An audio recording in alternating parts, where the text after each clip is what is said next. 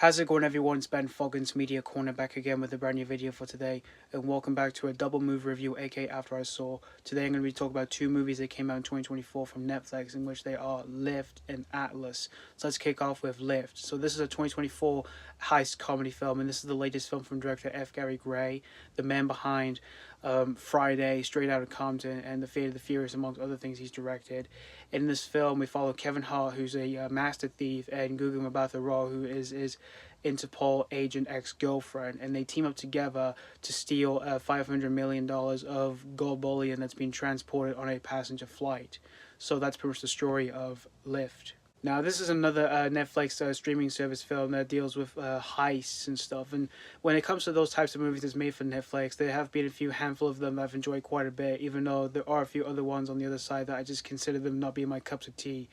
But after I watched this film on Netflix, I would say this is definitely on the miss side because this was really not my cup of tea. First off, Kevin Hart, he does his best for his performance. Like, he's fine for the most part, and he is pretty far different than what we usually see him as in various comedy flicks he's made over the years.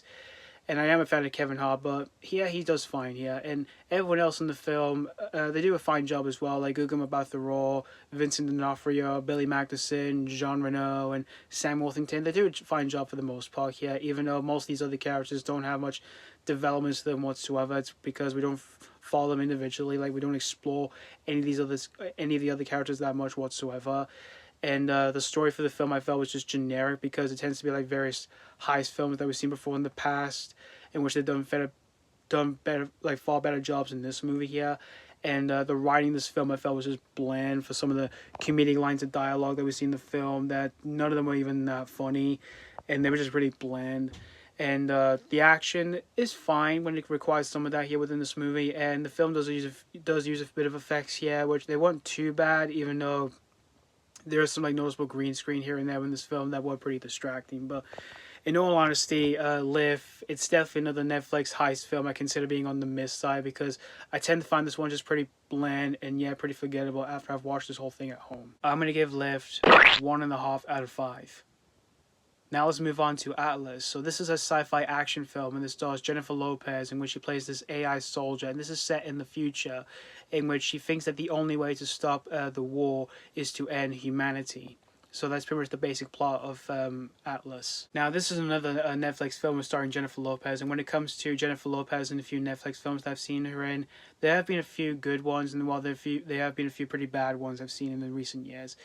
And as for this one, I would have to put this one on the bad side because I found this film to be just utter trash in the slightest. Jennifer Lopez does her best as usual for a performance in this movie, but this is just not one of her best movies I've seen her doing in recent years. And everyone else, they do a fine job as well, such as Simu, Sterling K. Brown, and Mark Strong. They do their best here, but they just don't have much depth to themselves whatsoever because it's mostly due to the writing, because the writing was just generic and just really weak. It's like, because it's mostly due to the storytelling, which the story here just tends to be pretty much just unoriginal and just generic because it tends to have some like ideas from like various like sci-fi films being crammed into one and all that. And well, I would say the concept is interesting on paper, but it's just the execution here for this movie just makes this film just flat out just unoriginal and just generic, because again it has various elements to like various sci-fi movies. Like there's one that involves like a robot being friends with a human. And for that, it just instantly reminded me of The Iron Giant, which is a much better film than this. And there are times where the film tries to bring in emotions, and when it came to that, it was just weak, and I didn't feel anything whatsoever when it came to some of that. And there's even a few like villainous monologues that goes on within the movie, and they were just really generic when it came to some of that. And even for some of the, and this film tends to have a few like cringy moments as well, which was just incredibly awkward for some of the lines of dialogue that's been thrown into the film. And even the action scenes in this film couldn't even save this movie at all, really, because most of the action in this film were just pretty forgettable, and I didn't find myself really entertained with any of them whatsoever as I was watching this thing at home. And in the end, guys, Atlas, again, this is another Jennifer Lopez like Netflix flick I've seen her doing that I can consider being just another misfire here, alongside some of the other misfire that she's made with Netflix in recent years as well. I'm going to give Atlas 1 out of 5. Thank you guys so much for watching for my review on both Lift and Atlas, and I'd like to know what you guys think of these movies, if you've seen this already or if you just recently checked them out on Netflix. And as always, this has been Foggins Media Corner signing off.